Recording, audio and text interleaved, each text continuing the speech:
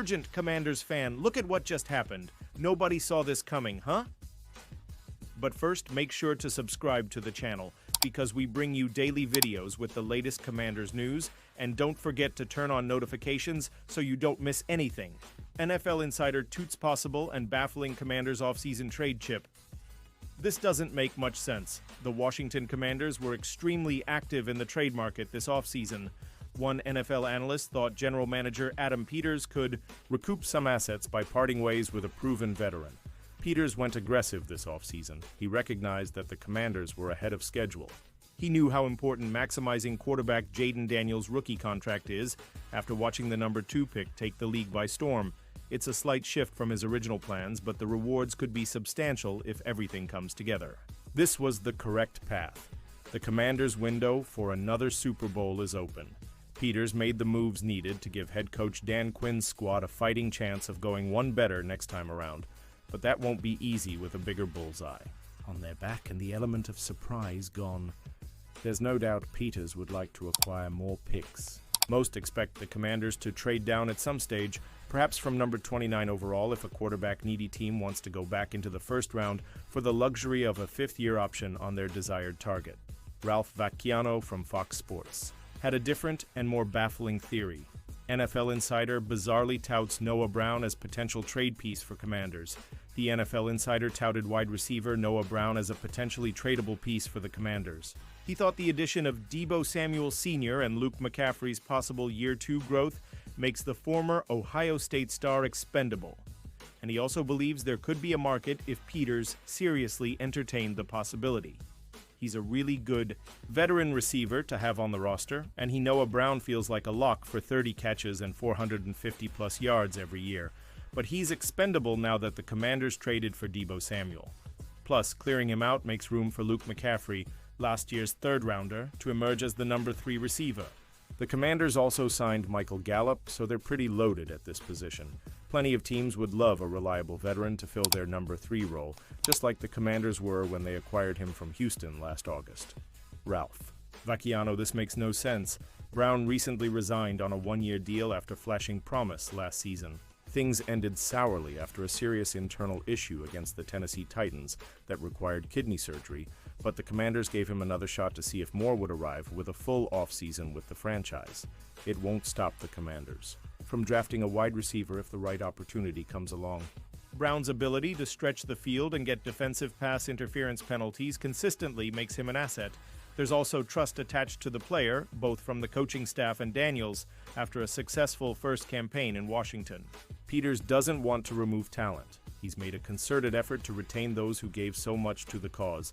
He's turned over every stone to find upgrades. Trading a player who grew in stature last season isn't a realistic option. If the Commanders get a decent offer to move down in the first or second rounds, that's a much more viable outcome to increase Peters' draft wealth. Pausing this news, just to say that if you want YouTube to keep recommending the latest Commanders news to you, it's very important that you leave a like on this video. Thanks.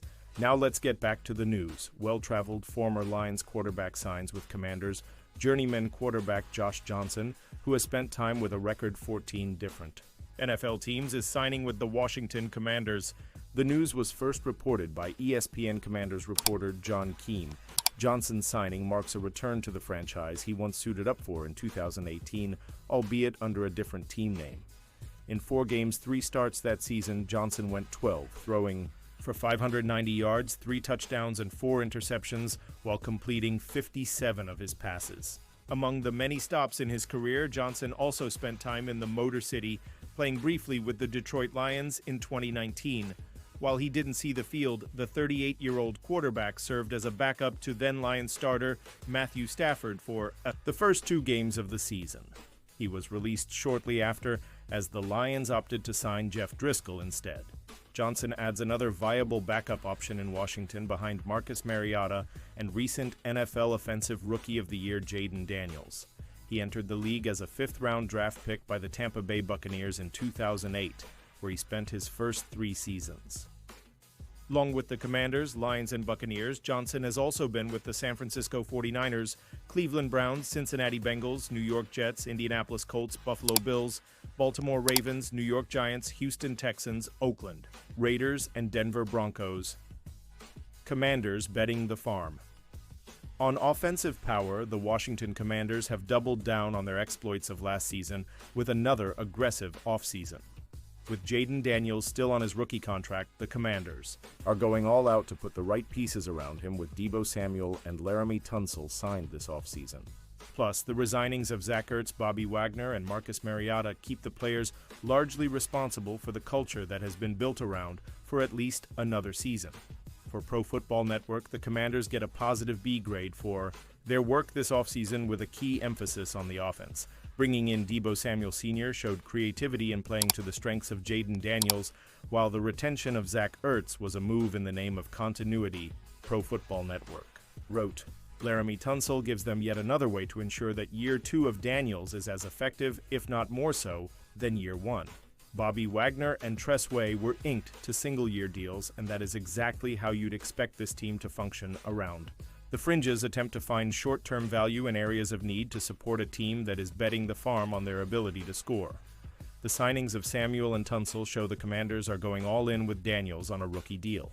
Samuel is a one-year rental at $17.5 million, while Tunsil has 2 years left on his contract, but is due over $20 million in each year. But both are seen as great moves for a franchise set to be firmly in the mix for the NFC title and potentially the Super Bowl in Daniels' second year. The Commanders have signaled their 2025 intentions, and as they look to make some serious noise in the league with Daniels, head coach Dan Quinn, and stars acquired in the offseason leading the way, Commanders explain. Surprising Javon Kinlaw signing. No free agent deal signed this offseason shocked scouts, fans, and executives around the league more than the 3-year deal the Washington Commanders gave to Javon Kinlaw, worth over $45 million. The former first-round pick of the San Francisco 49ers has never played up to his talent and struggled mightily in his lone season with the New York Jets. In 5 NFL seasons, Kinlaw has recorded 9 5-sacks. Not exactly the type of numbers worthy of a $50 million a year average. Despite that, Commanders general manager Adam Peters made it clear he was excited with how Kinlaw could look in the team's defense. He's explosive, Peters said at league meetings last week. He's a tone setter. He's physical. He can line up across down the line. Kinlaw has battled injuries throughout his early career and did put up a career-high 5 sacks last season in New York. On a defensive line led by Darren Payne, the Commanders could look to use him in more of a role to get more out of him. To his credit, he fought through and came back even better, which was really impressive, Peters said. And how much he played 2 years ago in San Francisco and how much he played last year, those are like his first 2 years, in essence. And he's got the hunger to get better and better. We like that just as much as anything about him. Kinlaw is an obvious gamble by the front office that earned plenty of cash during their successful first season last year. If it works out, Kinlaw's $15 million a year price tag could be seen as a bargain. That's a big if, though. QB coach wants one big change from Commanders' Jaden Daniels. He took the NFL by storm as a rookie in 2024, but Washington Commanders quarterback Jaden Daniels still has room to grow, and his most trusted QB coach wants to see one big change from the dual-threat sensation in year 2. That change concerns Daniels using a different variety of drops to keep defensive backs guessing, according to ESPN's John Keim.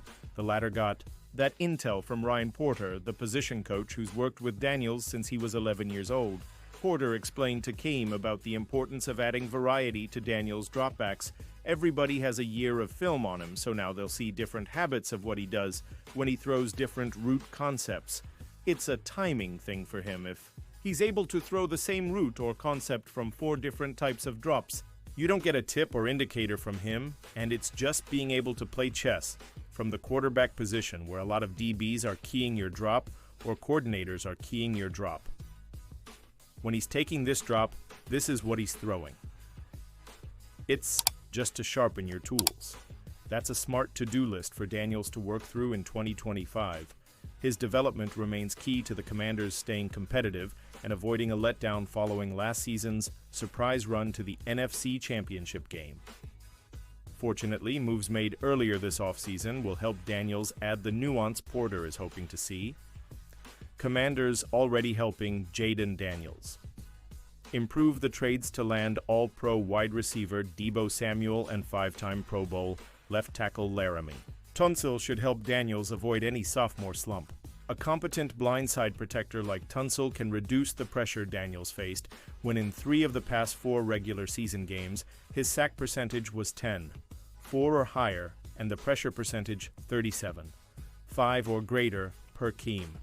Tunsil's value is obvious, but Samuel's impact will be tougher to define, mostly because of the many ways he can attack defenses. He can play in the slot or from the backfield, so Samuel will do his part to keep opponents guessing and make Daniels' post-snap intentions less obvious.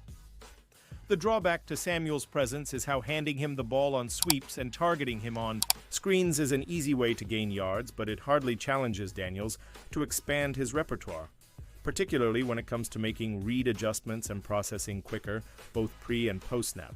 Those things will get better with improved mechanics, specifically on the deck. As Porter told Keem, it's the foundational stuff. That's always been my niche with him. Footwork is a lost art in quarterback play.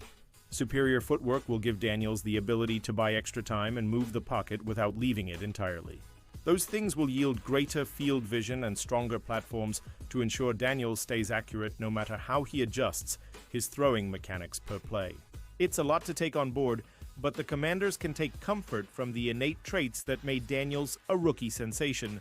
Jaden Daniels' rare commodity will inspire positive change. Daniels possesses a preternatural poise under pressure that served him well in the playoffs, particularly on plays like this clutch third-down conversion against the Detroit Lions in the divisional round.